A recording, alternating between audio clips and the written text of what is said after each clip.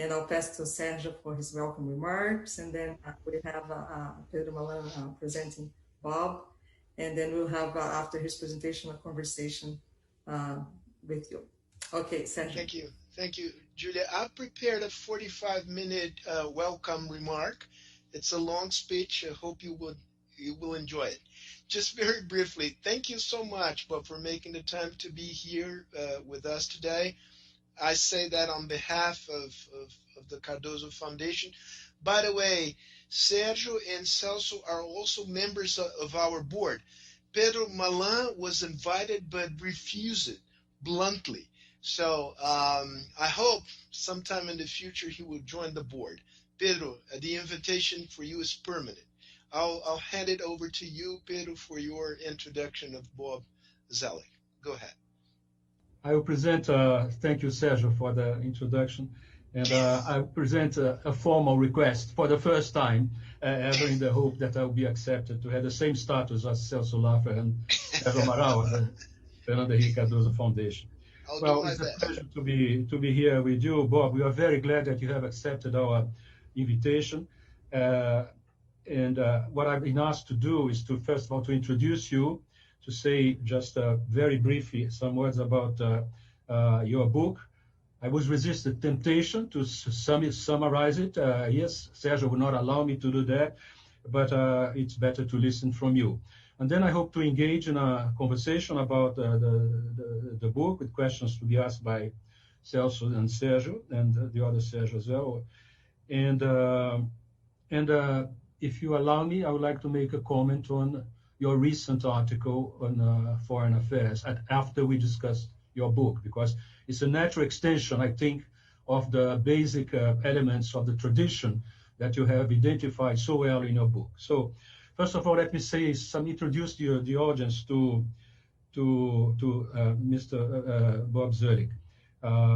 Well, he's famous, but anyway, I'm going to indicate some of the key positions he served the U.S. and the world in his very successful career. Bob Zoellick was served as U.S. Trade Representative from 2001 to 2005. He was Deputy Secretary of State in 2005 to 2006. He was President of the World Bank 2007 to 2012.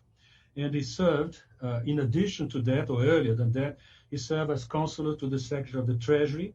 He was Deputy Chief of Staff at the White House and Assistant to President H.W. Bush. He's now a Senior Fellow at the Belfer Center for Science and International Affairs at Harvard University. He is, or he was, you correct me, Bob, if I say something improper about you. He principal of Brunswick Group, geopolitical advisor. He serves at, this I'm sure that he serves, at the board of Temasek, after Peterson International Institute of Economics and the Carnegie Endowment. He has some of us, or all of us, the three of us, CELSO, Sergio, and Bob, cross our paths in different capacities with Bob, in his different capacities as well.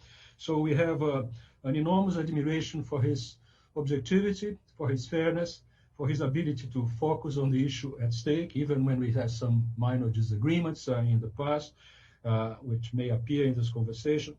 And the fact is that this admiration was enhanced by the publication of this recent book. And I would like to encourage our audience to take a serious look at the book. If you have doubts about, I suggest that the title of the book is A History of U.S. America in the World, A History of U.S. Diplomacy and Foreign Policy. And if you have doubts about reading the book, if you read the first 4 pages about the first U.S. diplomat, Benjamin Franklin, which is beautifully written and draws attention to what happens after that, is the role that Benjamin Franklin played since 1757 as envoy to London of initially Pennsylvania and then 3 other colonies, Georgia, Massachusetts, and New Jersey. And it was a fascinating role, the way he handled British and interests and created the basis for what happened in the other years till 74, when we returned to the U.S. to engage in the campaign in the action in the war for independence. So if you have doubts about reading the book, these first pages will convince you that the book is worthwhile. Plus the clear identification that Bob made of something that even Henry Kissinger had recognized in his magisterial diplomacy of 1994. And I quote, Kissinger said, American foreign policy was a sophisticated reflection of American national interest. I'll come to this point later on, which was simply to achieve and fortify the new nation's independence. Since no European country was capable of playing an actual threat so long as it was in contention with its rivals in Europe, the founding fathers showed themselves quite ready to utilize the European balance of power when it suited their needs, and so that it could be extraordinarily skillful in maneuvering between France and Great Britain, not only to preserve American independence, but to enlarge its frontiers in the participation of the empires of Spain and France and Britain and as well, to Canada and through downwards to Mexico. And so this is the first big tradition in the U.S. diplomacy. Is a definition of the North American base, which Zoellick defines as including the U.S., Canada, and Mexico. And there are some implications of this which will come in our conversation later.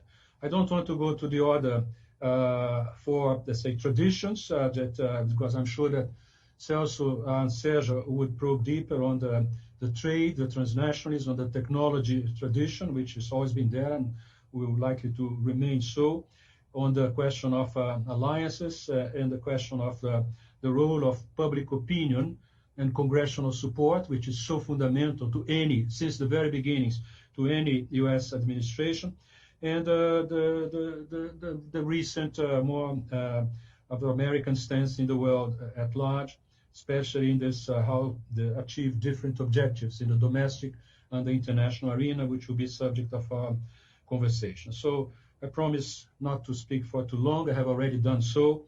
I think it's time to stop here and allow Bob to present to us the reason why he decided to, at this moment, to write a book which has been in his mind for the last 20 or 25 years, if I read him rightly. You have the floor, Bob. Well, first, Pedro, let me thank you very much for such a gracious introduction. It's a privilege to be here with all of you, and particularly with friends from past service, and SERGIO and CELSO, and thank you, Julio, for all your organizational work. So let me just start with some explanation of why I wrote the book. When I was in government, I often drew on history as I was thinking through problems. And so I wanted to encourage others, particularly of a younger generation, to consider this approach. As Pedro mentioned, Henry Kissinger wrote a book in the mid-90s titled Diplomacy, where he talked about history and foreign policy. But my sense is it very much reflected a European perspective, and in particular, the realpolitik that he's been associated with. So for a number of years, I've been thinking about how to try to write a book that talks about history and foreign policy that shares more of the American experience and some of the ideas that have influenced the United States over 200 plus years. So the approach that I took was to focus on stories. I wanted to make the book readable for people interested in biographies and history, but it was also a method by trying to focus on individuals and episodes, and in particular on the practical problem-solving work of diplomacy. And what I had in mind was that in the United States these days, many universities teach foreign policy through the lens of international relations theory. And that's interesting, it's intellectually challenging. But when I think about my experience with issues such as German unification or NAFTA or genocide in Darfur or climate change or strategies for the World Bank and trade, the international relations theories don't take you too far. And so I wanted to write a book that, in effect, is a series of case studies where I try to include enough explanation in each chapter to give people a feel for what was really going on, the messy facts, as I refer to them.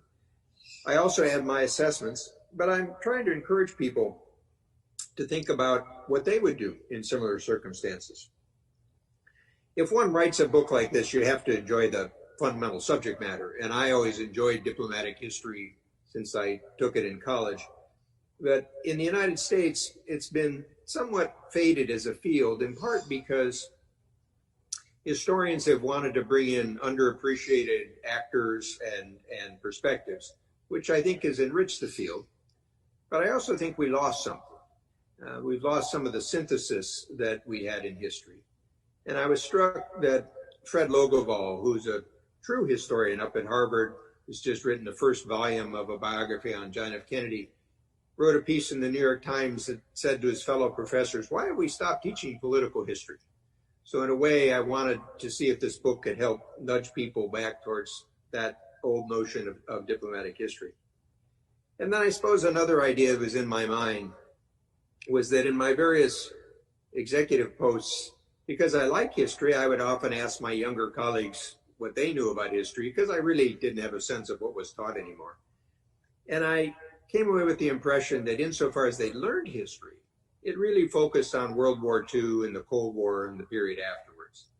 And I thought that the first 150 years of American history had some wonderful figures and experiences and ideas.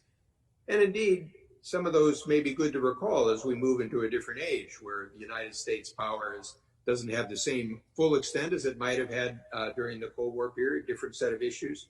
So it tries to enrich people's thinking about topics. Then, as Pedro introduced, I didn't want the intellectual framework to dominate the cases and the stories, but I did focus on 5 traditions. And the first, as he noted, was North America. And if you think about U.S. history in the 19th century, this is a pretty obvious one. But what's quite striking today is if you go on the Council on Foreign Relations website or talk to other think tanks, they have studies of Europe and Asia and the Middle East, some on Latin America, some on Africa, very little on North America. In fact, one of the only ones was a report that General Petraeus and I did for the Council on Foreign Relations. And I find this somewhat odd because if you think about what the American public is interested in, they're focused on issues such as immigration, narcotics and organized crime and trafficking, economic interactions, environmental topics, and those are all part of the North American agenda. But I think there's also a bigger dimension, and that is, I discovered that in 1979, as Ronald Reagan was launching his presidential campaign, in his speech he said, it's time that the United States stop thinking about Mexico and Canada as foreigners. Well, that's pretty different than the debate you're hearing in the United States these days. And what I think he had in mind, and it's an issue that I worked on in my career, was to see North America as part of the continental base for all 3 countries, recognizing that all 3 of them have a strong sense of sovereignty and independence. So it was integration with respect for sovereignty, unlike the European notion of shared sovereignty. But it was important in our ability to engage with the wider world. And so as you start to think about 500 million people, 3 democracies, energy self-sufficiency and ability to export, better demographics than the rest of China or Japan or Europe or others, if we treat our human resources in a constructive way. And so I partly see North America as a foundation for the U.S. engagement globally, obviously, including with the rest of Latin America. The second theme is trade, transnationalism, and technology. And here, what I wanted to draw attention to was from the founding of the U.S., Americans, at least some Americans, looked upon trade as more than a matter of economic efficiency. Recall, when the United States was founded, it was operating in a world of empires and mercantilism. And so trade was a state-directed enterprise. So not only were they trying to develop a new attitude towards trade, but they were trying to pry it open for private actors. And so today, scholars would refer to this as the transnational actors, but it's quite important in understanding America's engagement in the world, including in the technology dimension. Then third, you have this very interesting reversal. For the first 150 years, the United States avoids alliances because Washington had warned about no permanent alliances and Jefferson warned of entangling alliances. And what they're really focusing on is they wanted the United States to avoid the balance of power politics of Europe. But from 1947 to 1949, quite accidentally, the United States creates a very different type of alliance system that is the fundamental aspect of policy for the next 70 years. Now, the challenges of managing that alliance system were never easy. The question of would the United States be willing to risk its existence to defend West Berlin when it was blockaded, whether the United States security guarantee would extend to Vietnam, where we fought a bitter war. So alliance issues are not anything one can deal with automatically, but they pose a special challenge to diplomacy. And obviously those are questions the United States faces today. Then the fourth is congressional and public support. And here, particularly dealing with former ministers, you're well aware of this challenge. But it's interesting, many people who study U.S. foreign policy just sort of assume away the domestic aspects of it. George Kennan, who is a great scholar in foreign policy, you can see why they never let him talk to Congress, because he just treated it in a dismissive fashion. And what I wanted to draw attention to in this book was the critical need to find support for public and congressional support, and some of the figures in Congress that loom large over different time periods. And then the fifth is this notion of America's purpose. And here I wanted to distinguish the often used phrase of exceptionalism. Many countries feel that they're exceptional. Brazil feels that's exceptional. What I was trying to emphasize was from the founding of the United States, there was a sense that in addition to building a new nation, there was a larger purpose. And the best anecdote I can share with you to emphasize this is for those of you that still carry wallets, and someday if you take a US dollar bill out of a wallet and look at the back, you'll see the Great Seal of the United States. And perhaps as you use dollars, you never paid much close attention to it, but there's an unfinished pyramid, and notice it's unfinished. And it has the Eye of Providence above it, and below it the phrase Novus Ordo Seclorum, New Order of the Ages. So from the founding period, these people were thinking in big terms. Now, it's my view that their purpose shifted over time. At first, it was to simply preserve a republic, a rather novel idea in a world of empires. Then it was to preserve the Union, and the preservation of the Union led them to think in more confederal terms. By the start of the 20th century, it was how they would engage with balance of power issues in East Asia and the European world, which Teddy Roosevelt mediated conflicts to avoid what broke out a decade later in World War I. For Woodrow Wilson, it was to make the world safe for democracy, not to make the world into democracies, but make it safe. For Franklin Roosevelt, it was the four freedoms. In the Cold War, it was the leader of the free world. For Bill Clinton, it was the indispensable power. Well, I think today that question will also be on the agenda. And the answer varies depending on the international context, always some effort for freedom and liberty, whether it's to preserve it just at home or with friends or to expand it. And then third, the basis of public support. So that's the framework that I tried to present for the book. Once again, welcome. I think you have written a fascinating book. In fact, it is a new view of diplomatic history and the role of diplomacy in strengthening the power of the U.S. in the world from the very beginning. And it is also a very wise combination of your own experience and what was useful for you in terms of the U.S. historical experience for your process of decision-making and evaluating the situations you faced. I would like to discuss at greater length your book and the intellectual stimulus that it brings about.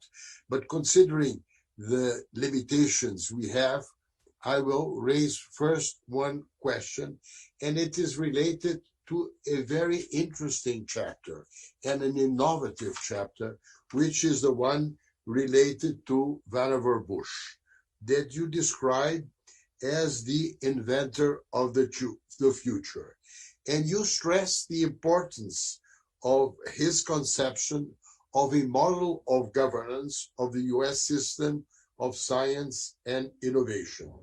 And the implementation of this model has been one of the sources of American power and influence in the aftermath of World War II.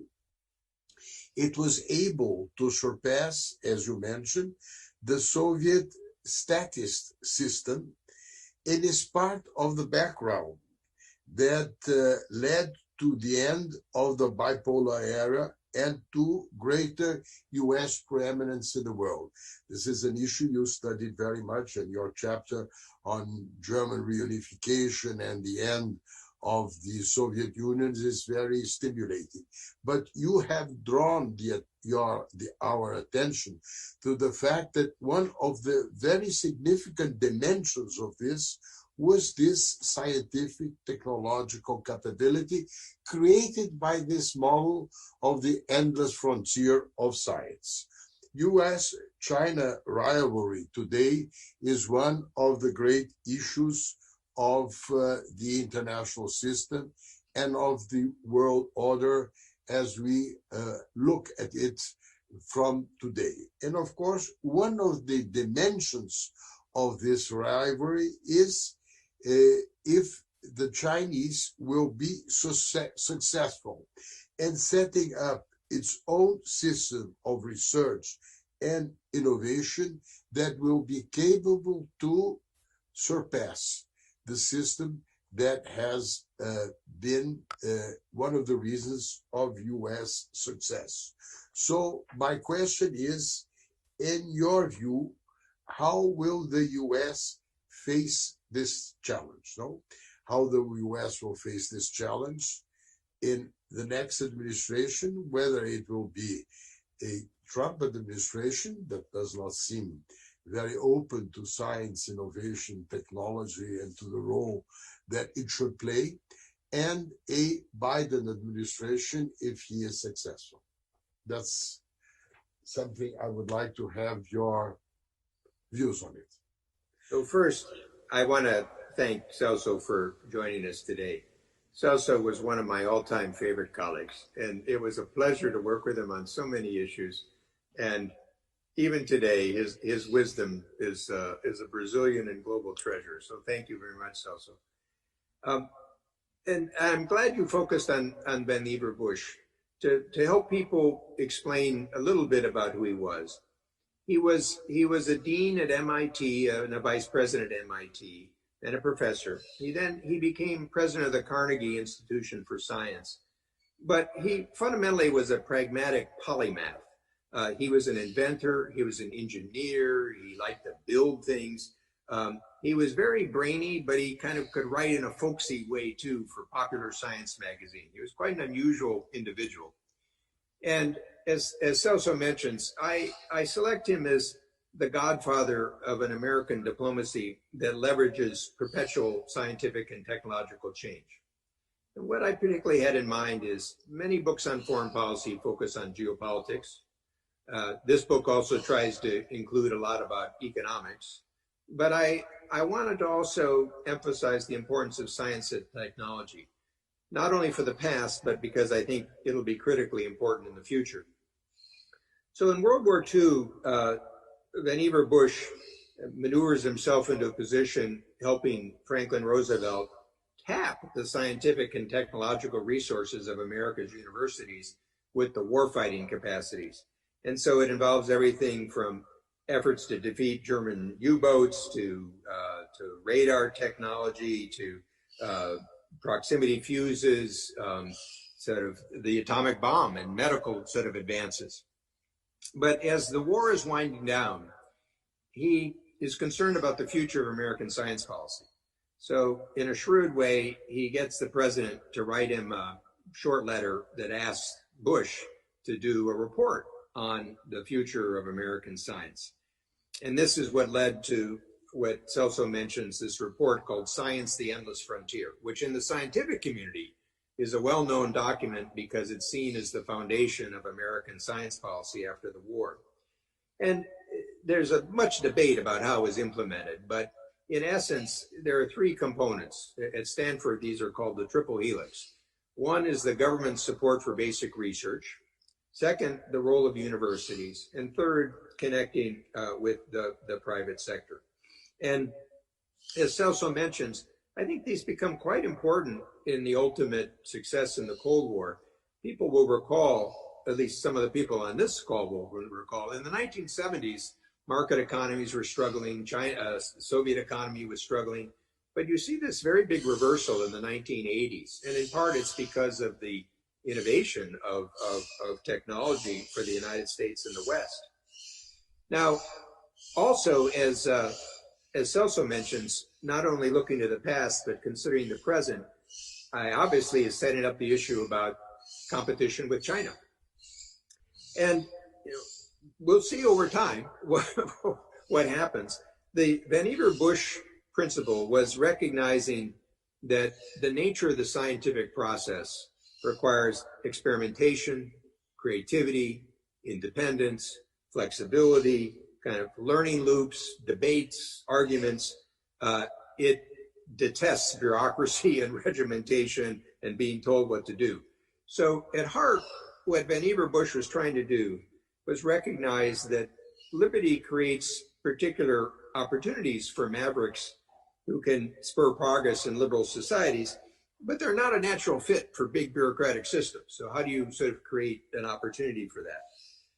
What that leads me to, Celso, is that the fundamental strengths of the U.S. are its openness to people, to capital, to ideas, to goods, drawing people to the universities. And if you think of some recent examples, in the area of fracking and energy technology, these were basically some mavericks who took existing technology, were willing to try an idea, could get financial capital, and they revolutionized energy markets and pricing from what we would have thought, 15 or 20 years ago. And obviously, the case in Silicon Valley and elsewhere. In my view, the Trump approach is in contrast with this because it tries to close the United States off. I think the worst thing we can do is close ourselves off to international students and to immigrants. Immigrants have been great creators of companies and jobs in the United States. And since I try to include color in the book for stories, in addition to the story about in July 1945 of Vannevar-Bush's role with the atomic bomb and nuclear diplomacy, in addition to this report on Science, the Endless Frontier, I came across another story that you just can't make these up. It turns out in July of 1945, Bush writes an article in the Atlantic magazine where he imagines something he calls the Memex machine. And fundamentally, this is a time where you're just starting to get big computers. And he's imagining a personal computer. He's imagining a desktop device that can link you to information and allow you to connect to knowledge sources all around the world. Well, it turns out that a radar technician who's right after World War II is going off to the Philippines discovers a reprint of this article in a Red Cross library on stilts in the Philippines. And he's so motivated that he goes back, he gets his degrees in computer science and engineering, and he becomes one of the founders of the personal computer movement. And indeed, one of Vannevar-Bush's students becomes the provost of Stanford and the founder of Silicon Valley. So it shows these sort of wonderful interconnections. But there's one other reason I wanted this chapter in, and that is I think that many of the people on this call will have dealt with the challenges of science and public policy. So, and in fact, when I was in the first Bush administration, I supervised the U.S. efforts dealing with the Rio Treaty on climate change in 1992. And there's something to be learned there about how diplomats and policy officials create the right policy environment for science and technology. So many people interested in climate may not be aware that that Rio Framework Treaty is still the underlying framework for what goes on in the Paris Accord and others. And indeed, it's the only climate change treaty that the United States Senate has ever ratified. And it was designed to create a framework for political action, scientific feedback loops, adjustment, because it was dealing with the uncertainty of science. And so I think as we deal with challenges of the future, whether it be pandemics and biological security, whether it be climate, whether it be data issues, I'm trying to encourage people to think about how you meld the diplomatic arts that many of us have learned in traditional fashion with science and technology. Okay, so Celso, I'll do a first round of questions, then I'll go back to you for your second question. So I'll pass now to Ambassador Sergio Amaral. Sergio. Yes, Julia. Bob, it's a big pleasure to be with you here. And I think in many different jobs and positions I've had to make, or we have certainly crossed. And reading your book, I have a sense of a mirror, because we went through the similar issues. We shared some negotiations, some scenes, but I used to see them from another perspective than the one you present in your book. And that's a very interesting experience. If the assumptions or the purposes for writing this book are the ones you presented, you must certainly be very happy, because you were very successful. You talk about history, but your eyes are also focused on the present. And what's more important, you give many good advices for the future. And I think they are perhaps some very interesting parts of your book. I'll go straight. I'd like also to make some more comments, but we don't have much time. I'll go straight to my first question. And my first question deals with trade, which, reading your book, I have the feeling that that's your passion. I don't know whether you agree with that, but that is my sense by reading your book. And you make some very interesting comments about the participation of the U.S. in the Uruguay round, which I participated as a member of the Brazilian delegation in Geneva, and about the role the U.S. played in designing new rules and in enlarging the scope of WTO. And I fully agree with that. What is interesting for me is that by that time, as negotiator of commerce, we were more interested about the tricky issues, about the tensions, the difficult subjects, but perhaps by that time we had not realized that what we were doing was to prepare the way for globalization, to deregulate the world economy. And if it were not for the role we all played, all 160 countries and many thousands of negotiators, perhaps globalization might not have happened. Or if it had happened, it might be a chaos. So to a large extent, we prepared the framework for globalization. In your text, you also mention the new challenge in the area of trade. In this context, you mention China. I would like to read a short passage of your book, which says, and I quote, "Americans will need to decide what type of international trade, technology, and economic system they want. A breakdown or repudiation of the inherited system of economics and security would prove costly and dangerous." In other words, the new administration in the US, or the future administrations, will have to make a choice in a difficult dilemma, either to stick to bilateralism and against a rules-based system, or on the contrary, to restore and reestablish the centrality of WTO. These are your words, and I share them. My question is the following: will it be possible for a new administration, more probably Biden would follow these guidelines, would it be possible for a new administration, even if it wanted, and I think it wants, to really move from bilateral approaches to multilateral approaches? Because this would imply the need to remove sanctions. Sanctions are totally incompatible with multilateralism. And would a new administration abolish or limit in a significant way sanctions, or would the new administration keep sanctions in order to negotiate some nagging issues from a position of power? This is my question. So to set the context of the answer,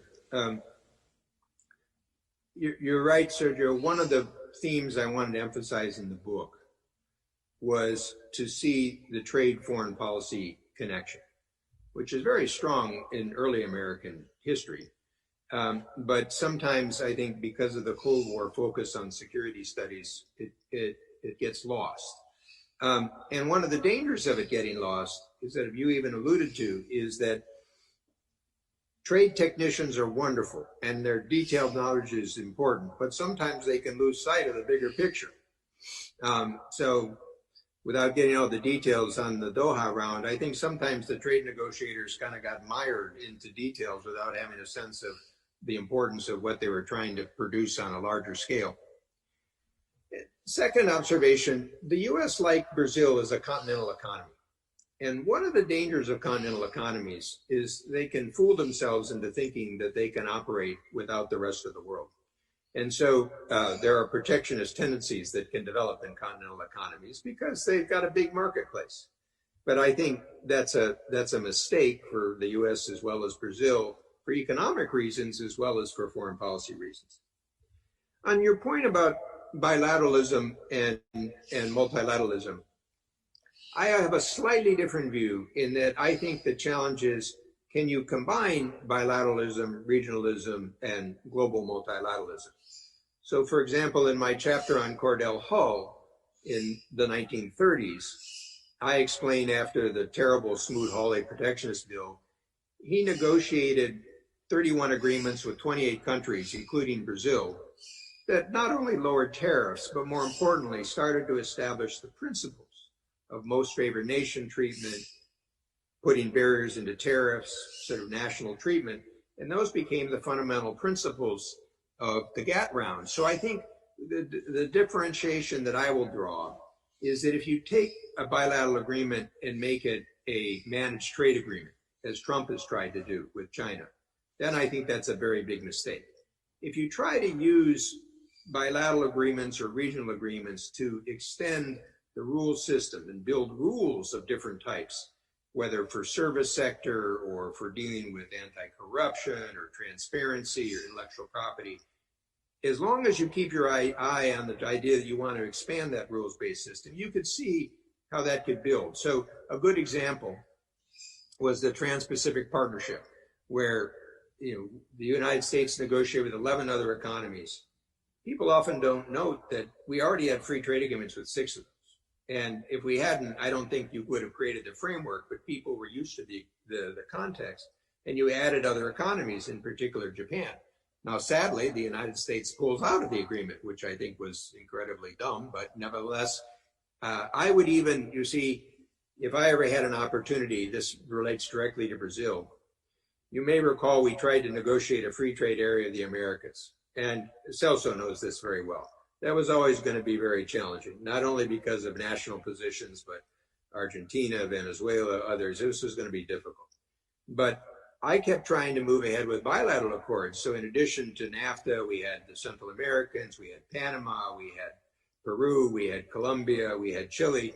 And the back of my mind was that if it ever came to a moment where Brazil thought that it might want to take part in a more liberalizing environment, that would be a great strategic achievement to how you could sort of connect those together. So it's I think this is, again, the challenge, Sergio, of thinking about trade with the technical details you need for politics, but also thinking about it in a larger strategic sense. Now, as you ask about the future for U.S. policy, I've been very clear from the start about Trump. In his inauguration, he said he was a protectionist. A lot of people tried to rationalize that. I said, you ought to believe him. And then when he said he's a tariff man, that's a pretty good endorsement. And so, his approach has been on bilateral trade deficits, and which I think is a mistaken approach. It perhaps didn't hit Brazil quite as hard because we have a bilateral surplus with you, but it's not a good policy for pushing in the future. And frankly, I think Bob Lighthizer never liked the WTO dispute settlement system. He liked the old GATT model, and so he's trying to take it apart. So I'll be honest with the flaws. I think for Biden, his people talk more about multilateralism, but particularly, as the three of you know quite well, the Democratic constituencies tend to be more protectionist. And so he'd have a challenge on that. What is interesting is that if you look at the poll surveys, Democratic voters are now more pro-trade than Republican voters. And I think this is in part, they're opposing Trump, but also it's probably a younger generation that sees the world a little differently. And so this combines politics and trade. It would be very interesting if Biden wins to see who he appoints as U.S. trade representative. If it's the standard person, they'll just play defensive politics and they may not do much. If it's an entrepreneurial person, they try to create a new political coalition built on some younger generation. And I think in any event, they would start to focus on issues where they can make political headway, such as the digital trade, environmental issues, health issues, trying to deal with these terrible export bans that have intruded on the trading system or the food system. As a practical matter, they'll face a challenge in that all of you know about the U.S. Trade Promotion Authority that I had to get back in 2001, and that will expire in the next year. And so in an era where Biden's going to have a very big legislative agenda dealing with pandemic and racial issues and climate issues and economic recovery issues and immigration issues, I'm not sure how much he could take on politically.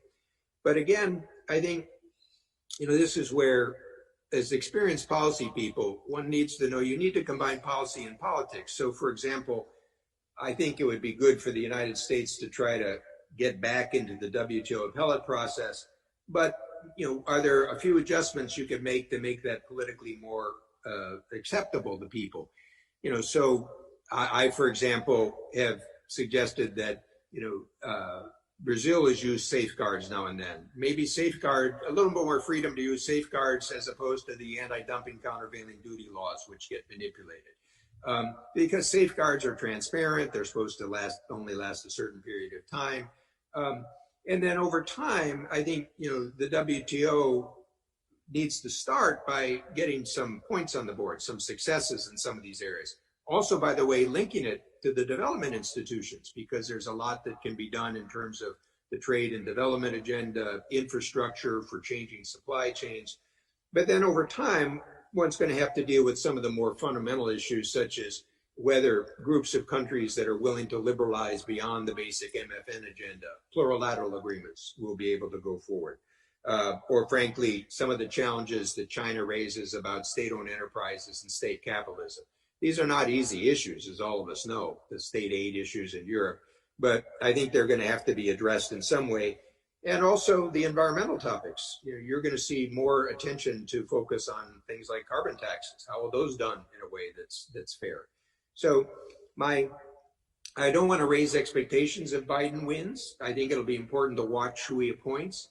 I hope at a minimum, Sergio, they stop doing dumb things, so using the 232 National Security Authority against Canada and Mexico or with European cars. That's ridiculous. But I think they'll feel a tension between where they would like to go internationally and some of the political constraints. And I'm one of those people who keeps trying to push them to do a little more. Thank you. Thank you, Bob. So now welcome Pedro Malan for his comment and question. Pedro. Thank you. Bob, I think the three of us very much share your views. I think the term is Gray Hamilton that you mentioned in your book about the idea of applied history, say lessons from actions or omissions in the past that could help in addressing current problems. I have one issue that I'd like to seek your views. It's on the, in fact, it's perpassing your whole book. It's the idea how countries define the national interest, not in theoretical terms, but in concrete terms. And I remember Joseph Nye's definition of it. He said, in a democratic society, national interest is simply what citizens, after proper deliberation, say it is. And if they decide that certain intangibles are part of this definition, so be it. If the American people, that some values, for instance, or beliefs are part of it, the leaders and experts may point out some of its shortcomings, but if an informed public disagrees, experts cannot deny the legitimacy of their opinion about what's national interest. So the question to you is a relevant topic for us. It's always been in my mind and continues to be, especially now. How is it defined? And the question is the role of, first of all, the importance of the role of the two caveats in Joseph Nye's formulation. It's to say, after proper deliberations, after informed public agreement or disagreement. That's very critical in my mind. So it brings me to the role of leadership of the executive branch and the role of the leadership in the executive branch in trying to elicit support from public opinion, sometimes trying to move a little bit at the margin, and the congressional support, as you insist, in fact, is one of your key for traditions. The point is the following. Could it be that we have situations in which the public opinion in a given country, and I don't want them to name, but it applies to the, is so divided, the debate is so polarized, that it's very hard even for the leadership to identify clearly what Joseph Nye called an informed citizenship. After proper deliberations, decide what national interest to be. This could function as a sort of a drag on the ability of a country to find its way in the short, medium, and longer term. So what's striking is the difference of what we will call elite or informed opinion in the United States on this, and what the average Americans are telling us. And here, for example, the Chicago Council on Global Affairs does an annual survey of American public opinion. And I think, and they just released the new results. And I think the data would be somewhat surprising to people on this call. When asked about should the United States play an active role in world affairs, 68% say yes, 30% say no. Support for NATO, 73%. Should the United States consult with major allies, 71%. And a similar number says, even if we have to change our position to bring along our allies, we should do so. On trade, and this goes back to Sergio's point, is trade good for the economy? 74%. Is it good for consumers? 82%. Better relations with the world? One of my themes, 85%. Even for U.S. jobs, 59%. Now, this is inchoate public opinion. That doesn't mean that on particular issues that people are all going to support an issue. But it really goes to your critical question, Pedro, about the nature of leadership on these topics. And here I'll draw out one other anecdote from my book. In October 1945, so this was the month after Japan surrenders, Gallup does a poll in World War II. Gallup does a poll and asks the American public, how important is international relations to America's vital interests? 7% say international relations are important. And the next year, as the Cold War starts to heat up or get more active, it rises all the way up to 14%. So I put this in there in part to remind people that even for Harry Truman, this wasn't such an easy task about how you try to shape public opinion. And it goes to your issue then, Pedro, which is it's partly a president's challenge. It's partly the Congress, and I try to draw out the role of members of Congress in this. You've all known people, whether it was, I talk about Vandenberg in the early Cold War, people like John McCain, Richard Lugar, Sam Nunn. One of the perhaps encouraging things is a number of the younger members of Congress are people that served overseas now in the military and intelligence services or others. They have a better sense of the world. So the question is, will they take up some of these questions? It's not preordained, but I would connect it to one other issue, which I know you may also want to discuss, which is what I think you see today is there are a lot of issues that affect people at home, like the pandemic and biological security, or sort of climate change issues, or economic issues, or data issues. They see those issues in terms of their locality, but they're global issues, and you can't deal with them unless you deal with them globally. And so one of the things I think for an incoming administration would, if Biden's elected, is that he will have to focus on a lot of those issues as part of his domestic agenda. But the question is, can he then leverage them internationally? And so in a way, you could say there's a new security agenda that has to be framed, as well as an old security agenda. And I'm not saying you could ignore issues of nuclear weapons or regional hegemons or, dangers caused by, Russia with its neighbors. But on the other hand, think about this as sort of a window on the world. The United States has now got about 220,000 people who died from COVID-19. That's more Americans than died in World War I, the Korean War, and in Vietnam. So I certainly think it's a security issue. And this isn't going to be the last one of the viruses that we have to deal with. So I think, again, coming back to your fundamental point, Pedro, is, often in democracies, there's a general sense of these issues, but they have to be framed by the nature of leaders and political systems. And I'll be very frank, I don't think we've been doing that very well. In fact, I think we've been doing the reverse. So I'll pass now to Sergio Fausto. All right, Bob, if I may, let me bring Latin America to the conversation and allow me to touch on a thorny point of Latin American-U.S. relations, the war on drugs.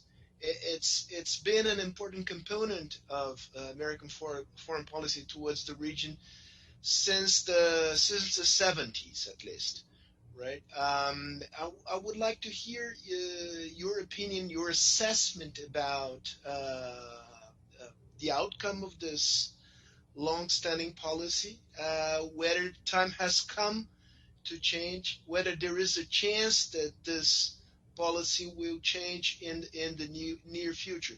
I would like to remind that the war on drugs was first raised as a domestic issue by Richard Nixon. I vividly remember, so to speak, his speech saying there's no greater enemy to the U.S. than drugs.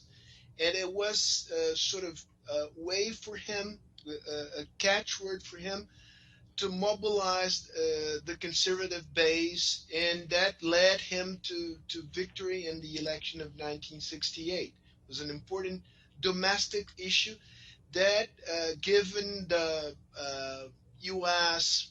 preeminence in foreign affairs and the projection of power of U.S. and Latin America, it became a foreign policy issue. Now the U.S. is changing. Various states are changing their policy with regards to drugs, decriminalizing the consumption, the production, and trade of marijuana, at least. So, to sum up, your assessment of the war on drugs and whether it will change in the near future. Well, this is a good example, Sergio, of the fact that none of these problems are really easy. Because on the one hand, a free market economics view would say decriminalize, legalize it, take out the criminal networks. But I do think there's a decision for societies about the degree they wish to legitimate activities can be very, very harmful for people. And as you identified, I think in the U.S., you're seeing that movement towards legitimating marijuana as a less dangerous drug. But at the same time, we've had a big debate here about opiates and its effect on society, or you could imagine harder drugs and the effect and the death toll that they create. I think what I focused on in the Latin American context is that the danger that the narcotics trade, with all the money involved, can undermine the fundamental legitimacy and capacity of societies. So I watched this with Colombia. There was a period in the 80s where the Colombian government thought they could just ignore the narcotics trade and they'd have their separate society. And it didn't work. The narcotics trade penetrated courts, it penetrated law enforcement, and it penetrated legislators. And to give the Colombians credit that they do, and frankly, it was actually a bipartisan effort of the United States, the Plan Colombia really took decades to try to work back and try to remove some of the dangers and the threat it posed to Colombian democracy. I think today, if I think about Central America, the fundamental problem is that you have governments that are so weak that then their capacity to govern is so weak that they're at risk of being sort of controlled or at least heavily dominated by organized crime networks.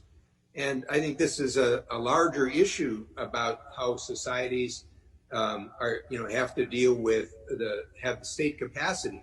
So I totally support democracies, but we also have to help them have the economic growth and institutions to be able to succeed.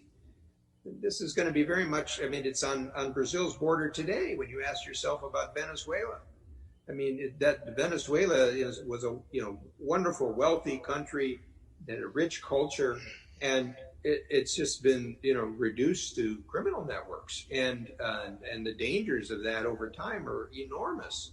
And how will Brazil be able to avoid those issues? So I come back to the fact that ultimately, if you do have limits on hard drugs, and then you have to take a larger responsibility in trying to help societies to be able to counter these issues and have the governance and judicial and police systems. I emphasize North America in my remarks. This is a fundamental problem for us with Mexico. I mean, and to put it in historical context, I alluded to this. One of the reasons I was a big supporter of NAFTA in the Bush 41 administration was you could see that the old PRI corporatist state that really was created out of the 20s and 30s, in some ways it was similar to the Italian corporate system, it was breaking down. And so the idea that you'd have the president on top and all the institutions linked to the party, whether it be unions or universities or schools or others, businesses. And so the question would be, where would the institutions of Mexico reattach themselves?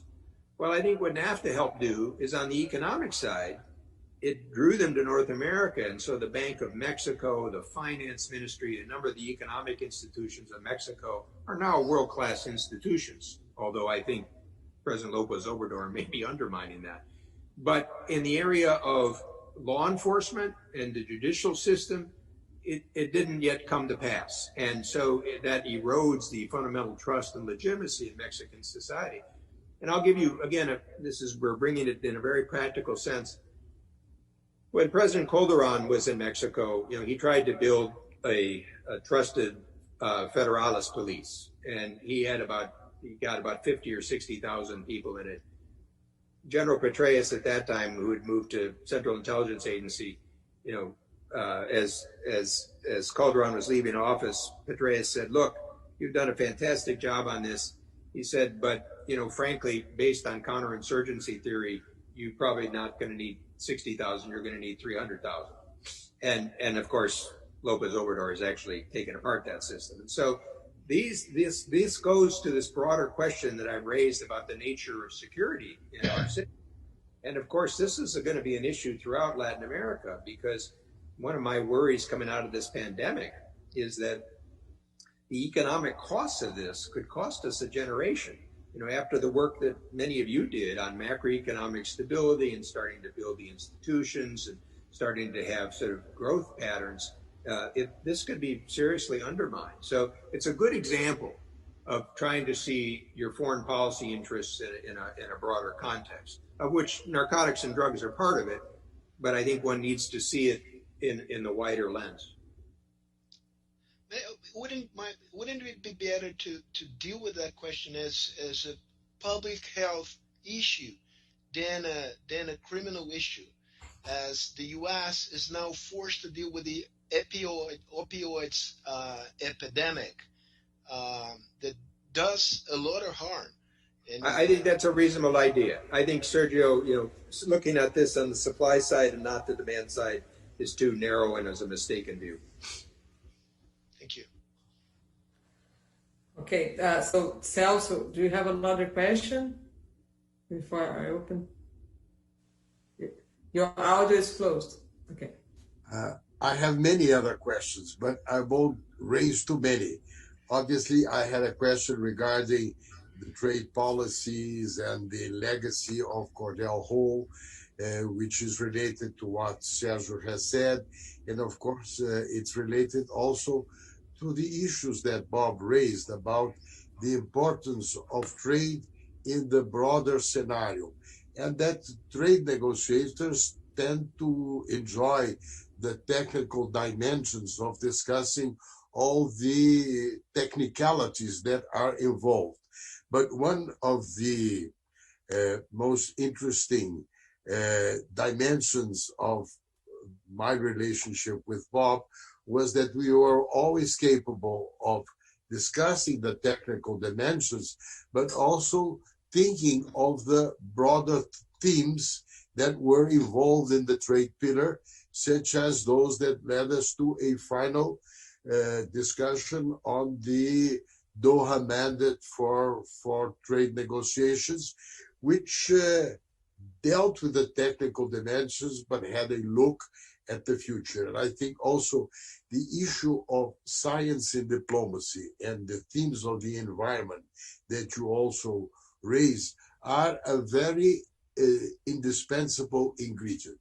But trying to raise another issue, it is part of your book too, and you'll see why I will try to raise it, is your chapter on Ruth and the role of international law.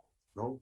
And this is a very interesting chapter in which Bob stresses the importance of Ruth, his long-standing presence in the sphere of U.S. foreign policy, and his understanding that international law is a dimension of soft power. And in the U.S. action, when it was capable of enabling the soft power of international law to be present, that is part of the attractiveness, no?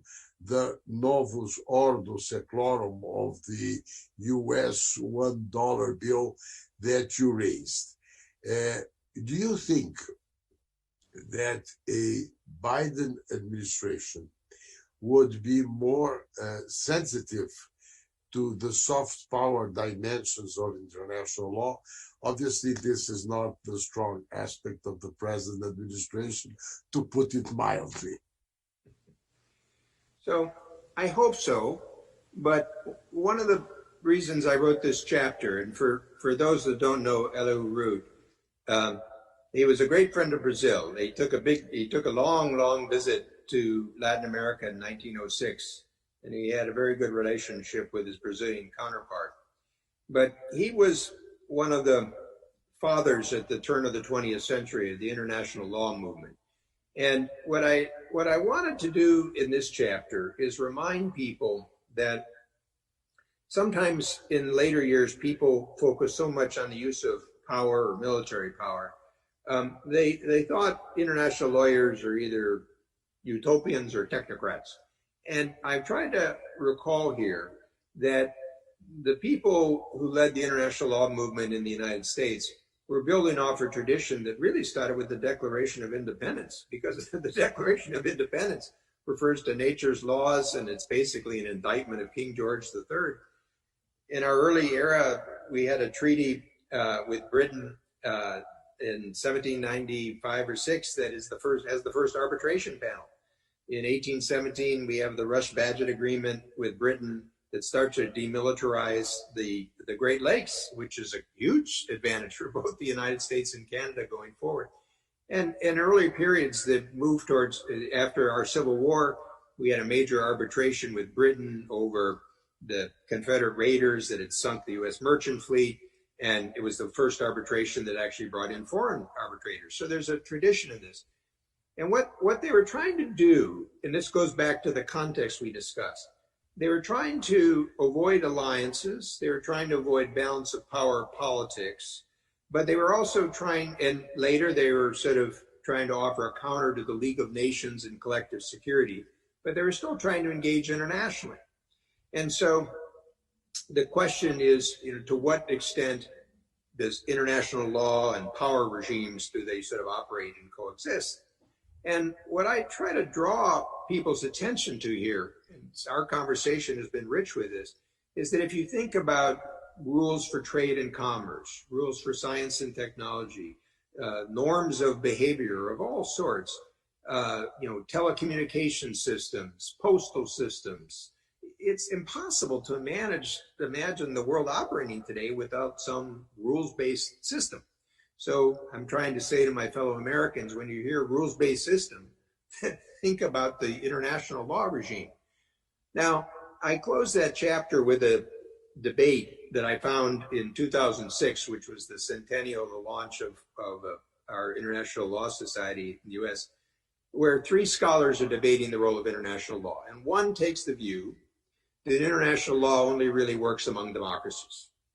A second takes the view that international law disciplines democracies. It actually puts some restraints on the democratic public opinion issues that Pedro and I talked about. And the third says you have to understand the realistic power politics to appreciate where international law can operate, and don't be misled that it's going to solve challenges such as the Soviet Union or China or others. And I try to leave to the reader to think themselves about where they would come down in that issue. So Pedro, if it, in a way that, or CELSO, if it comes back to the Biden administration, they want to embrace a multilateralism, partly as a political contrast with Trump. It's not exactly clear where that leads them, and sort of what organizations they'll be willing to join and take part in. So again, I think one has to, and we talked a little bit about the trade area, but I could see that you could develop cooperative regimes in other areas. So, we touched, for example, on biological security. In my view, in addition to trying to, rejoin the WHO, they need to think about how the WHO could work with the World Bank and the regional development banks to really try to help developing countries get the vaccines and treatments. It's nice to have vaccines, but in the real world, unless you've got supply chains, logistics change, cold storage, connection with local healthcare systems, it's not going to work effectively. The Bush 43 administration had this rather bold initiative with HIV/AIDS in Africa and anti-malaria and tuberculosis. So these are regime-based systems. In climate change, based on what the Rio Framework Treaty, you wouldn't just rejoin the Paris Accord. You try to figure out how you can broaden the base of support. So my suggestions would be for African economies, if you could do something with soil carbon, you could probably absorb a lot of carbon. The estimates were about 13% of the targeted amounts, but you could also help African agriculture. Obviously, an issue for Brazil is forestation and avoided deforestation. It's a critical issue going forward. All economies are going to have to adapt. So what I think the challenge will be, CELSO, is that whether they can take their multilateral inclinations and try to work it within different regimes and systems. And this is where, at least my suggestion to some of the counterpart countries, is be creative, including in the case with China. So right now we've got so many conflicts with China, we need some off-ramps. And I can imagine in some of these topics, both sides could lower the temperature, save face by working through some of the multilateral institutions, whether it's on issues of developing country debt or biological security and others. So it brings us back to this question we've been talking about, which is, we created this multilateral system. It's got strengths and weaknesses. It's not perfect. You still have to negotiate and compromise. But how could we use it more effectively than we have? Thank you, Bob. So we have about 20 minutes before we finish, and I have 2 questions. I'd like just to know if Pedro would like to make any comments, or if I can start the questions. Pedro, your audio. A very quick question,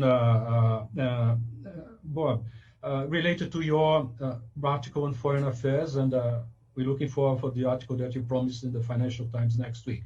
But on the question of your suggestion, let's say, back to our national interest thing, countries could define the national interest and define that it is in their national interest to cooperate with others in certain issues that could only be solved through multilateral cooperation or participation with others. So, but you suggested that Biden should, if elected, should frame his international area very much linked to the domestic agenda, because there are some domestic issues which provide the basis for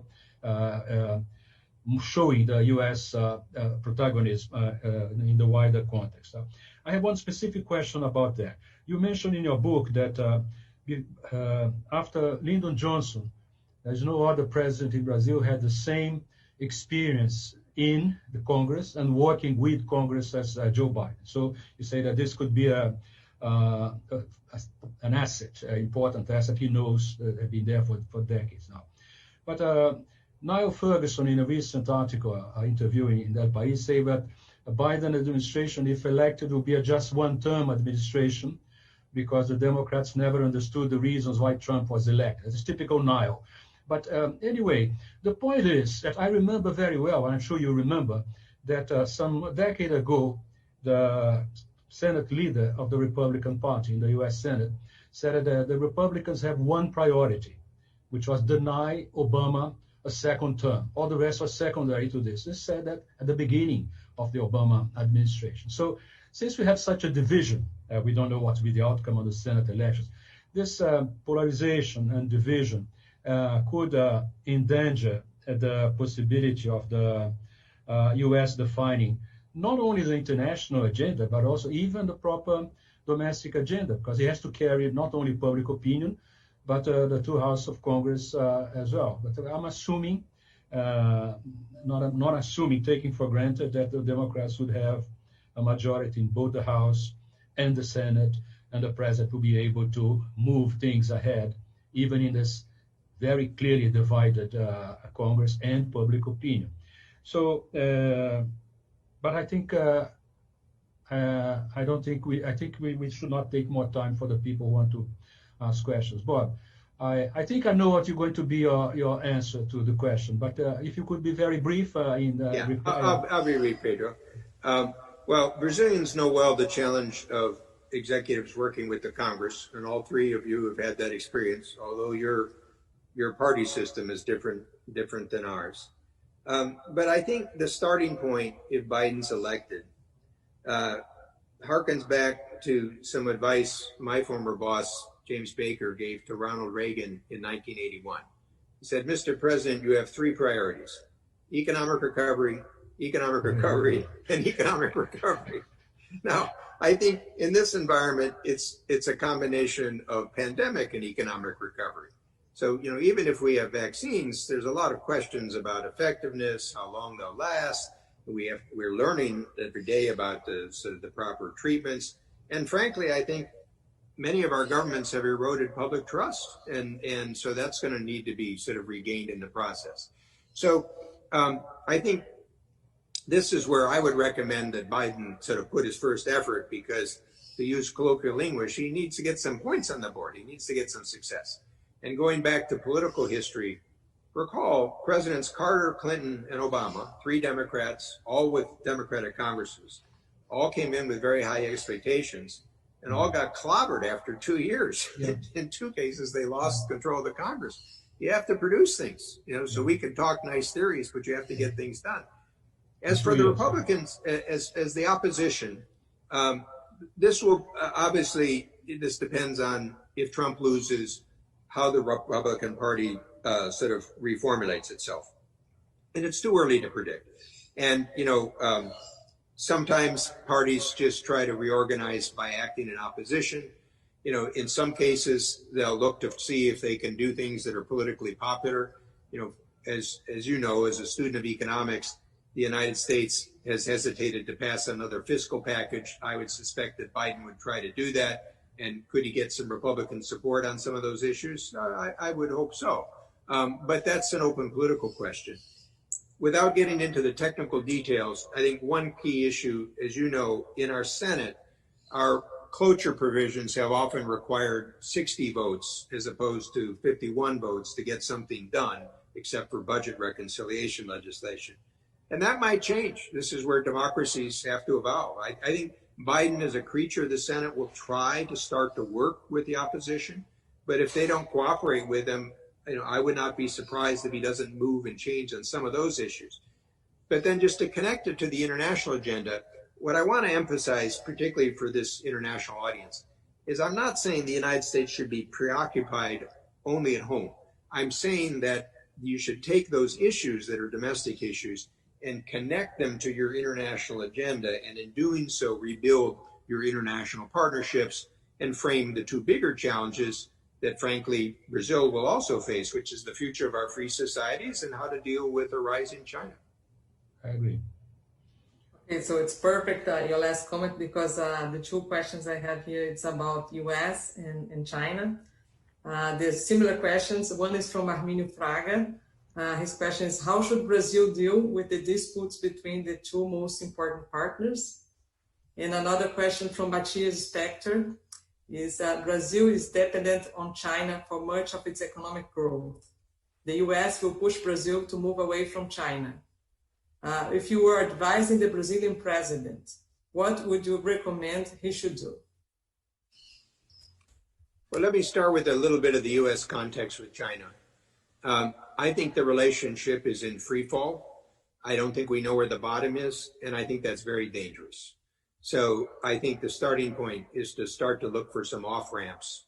We could get into more of the nature of those.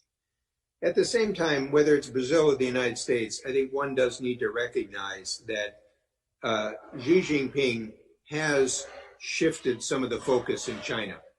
And a good story that represents this is that when he took office in 2012, he created a documentary film about the end of the Soviet Union, and he ordered all the party cadres to watch the film. And if you had such a film done in Europe, it would have had Gorbachev as the hero that helped end the Cold War. Well, the Chinese version's a little different. Gorbachev is the fool that abandoned the Communist Party, ruined his country, led to breakup and ruin, and the not so subtle message is, it's not going to happen here. So I think we need to recognize that over the past 10 years, China's been trying to consolidate more control in the Communist Party. It's a greater control of state-owned enterprises. And there's a certain sensitive aspect of this related to the coronavirus. So people who study Chinese history know that the end of dynasties have often been signaled with plagues, earthquakes, floods, natural disasters. This did not escape Xi Jinping. So one of the reasons he responded so forcefully is he didn't want that historical precedent to apply to him. And I think on the one hand, he feels he's been somewhat successful. On the other hand, there's a certain insecurity you can see. So there's one of these dangerous combinations where people are somewhat feeling proud, but they're also feeling a little insecure and they've been criticized. And so this requires some special attention. On the US side, you've had the Trump approach, which was focusing on the bilateral trade deficit. I thought that was a mistake. I think the deal they did will not get them where they need to go. And for political reasons, Trump led an effort in a total confrontation towards China. It is politically popular, but I think over time, people are going to have to recognize kind of, will this really create the results we want?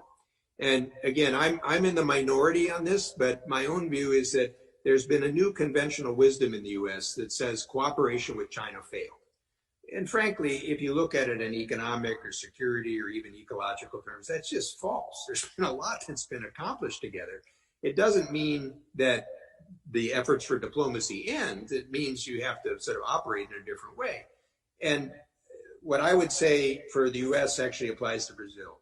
Your real response starts at home. How successful you are with your own economy and your governance and your society, that'll be your future strength. Then beyond that, it's the partners that you work with. So the United States should be working with its allies and partners. As part of that, I think Brazil should be one of those given its role in the international economy. And then the question is, can we press China to make some changes in some of the policy areas? I think this is possible. I mean, take intellectual property rights, which have been an important issue. CELSO and I were talking about this, is that, China has created intellectual property rights courts that now fine for foreigners about 85 to 90% of the time, but the penalties aren't high enough. So rather than negotiating managed trade, I'd negotiate higher penalties. The forced technology transfer issue has been a real problem. And even though it's prohibited by the Working Party report when China joined the WTO, the companies won't give us the evidence because they're afraid of retaliation. So I would push to have reduce the joint venture requirements in China, which is sort of a temptation to this. You could go kind of issue by issue. So I guess what I would advise Brazil on this is there are a number of countries that realize that China isn't going to go away. It can be in our economic interest, but we'd like to change some of the behavior. And frankly, I would suggest that whether it's with the European Union or Japan or some of the other partners, I would try to join with others to try to deal with some of the fundamental problems that could affect the Brazilian economy. And then to suggest with the United States that the United States should also work on such a constructive agenda, because at the end of the day, there are forces within China that realize some of these things are not in their interests as well. And then the last point, this of course depends on your own political judgments. I'm not saying that we should ever cede our position on values. In fact, you see, the difference that I would have is, I mentioned this, rather than try to imitate China by closing consulates and throwing out reporters, China can play that game forever, but we should be the open society. And with, say, for Hong Kong, as opposed to trying to sanction the officials in Hong Kong, I would do what Britain has suggested and say, let people from Hong Kong come to the United States. That would show the difference between the two societies. So, Brazil is also a society of immigration. You, of course, are going through your own challenging phase at this point with politics and economics. Those are only the decisions that Brazilians can calculate. But you see, it's part of my bigger view about the U.S. and Latin America. My view has always been that while we should have a good relationship with Brazil and others in Latin America, we should also encourage Latin America to see itself globally. How do you fit in the global picture here? And so those, I think, will be the choices for your generation. I have another question here from Ambassador José Alfredo Graça Lima. If you can comment, when do you see the U.S. to impose the non-tariff measures on import of steel and also aluminum? Well, I think that depends on the election. I don't think Trump's going to change his approach on these issues. He gets pushback. I mean, the aluminum measures have been ridiculous. I mean, 98% of the people in the aluminum industry are dealing with the fabrication of the product. So he just sort of raises costs. But at heart, he's a protectionist. This goes to one of those issues, if Biden's elected, my guess is his people know this is bad economics and it's bad policy, but it'll have some political support. So, whether they can come up with easing adjustments on some of these things. So, look, without getting into the details, when CELSO LAFER and I worked together, I had a very protectionist steel industry, and I needed to get votes for Trade Promotion Authority. So I put a safeguard on steel. But he looked at it closely, and he saw that it was a political safeguard, but frankly, I opened enough doors for Brazilian steel to come in the same fashion. So we kind of shrewdly worked out the sort of way that allowed Brazil not to be hurt, but me to achieve the political end that I needed. So sometimes trade policy is theory, sometimes it's practical politics to sort of make it work. So we're going to finish with our last question here from AMARAL Lowenthal, who says hi to all of you. He also mentioned watching these webinars like watching a World Cup with best players. This question is... A little older best players. top best players, World Cup or baseball game, he says. So given the weakening of leadership and respect for U.S. and expertise in the U.S. and elsewhere, what can be done and how to build a knowledgeable consensus about the North America concept as a step in the direction of coping with a new and a different world? So I think I understand the question, but if not, come back to me. I think there's two elements of this. One, as I tried to emphasize within the U.S., we have a White House, we have a Congress, we have states and governors. That's part of the U.S. But fortunately, the U.S. is something much deeper than that as a private sector in a society. And I personally believe that the resilience and dynamism that you see in education and science and technology, that's going to continue. And even, it's interesting to watch as we have the debate about the Me Too movement or Black Lives Matter, it actually goes around the globe in a way, the United States still draws attention to this. And our challenge is, can we fix some of these problems or at least make them better? But there's a second dimension, and that is, when the United States makes mistakes or starts to withdraw as Trump does, the world doesn't stop. So what's been interesting, for example, if we use the example of the TPP, I would have never guessed 10 years ago that if the U.S. pulled out of TPP, that Japan would take the leadership role to put it going forward. But that's exactly what happened. And as the U.S. has tried to sort of thwart the WTO appellate system, the European Union and other countries have sort of created an alternative mechanism. And if the U.S. and China end up in sort of a lose-lose competition, you can see already others in Southeast Asia and others, they'll create alternatives. It won't be as efficient. It'll be costly. The fragmentation will not be good for international growth and opportunity, but it won't stop. And so, and some of this will be beyond governments. You'll see private sector firms come up with their own standards and engagement on this. So, the system is complex and will continue to adapt. So I hope the U.S. gets its act together and acts in a more constructive way. But if it doesn't, it will be the ones that'll be harmed, and it'll be important for others to keep moving forward. Okay, just one last question here from Otaviano Canuto that I missed, and he asked, he says hi to you as well, and said you were one of his best boss. His question is, was there over-optimist about China's institution involving towards Western society as a part of private and public sector rebalancing? This is a much debated topic. Some people believe that the United States mistook and thought that China would become a democratic society. To be frank, I never believed that. I was in government in 1989 at the time of Tiananmen Square, so I saw the sharp teeth of China. On the other hand, I do think one could open up Chinese society more. And frankly, some of that has happened. So one of the tragedies of the current policy is, probably like many of you, I have contact with younger Chinese in universities and business. These people want to be part of the global context and environment, and we don't want to cut them all off in that process. Now, having said that, I also go back to my point about whether cooperation led to some sort of common interest, and keep in mind, China used to have a current account surplus of 10%. It went down to 0. That all led to world demand. For 15 years, it was the fastest growing export market for the United States until Trump. In the global financial crisis, China was quite a cooperative player. It had one of the biggest sort of domestic expansion, which, by the way, was of huge benefit to Brazil because of the commodities markets. And then similarly, when I worked with China at the World Bank or support for the IMF, it was a very constructive player. Now, I'm not, and it quit manipulating exchange rates and other things. I'm not saying that all is well. And as I tried to identify areas you have to continue to work on. But what I am trying to say is that, if you assume that you can't sort of achieve common goals by cooperating with China, you're going to mislead yourself for the future. And I'll even take it to the security sphere.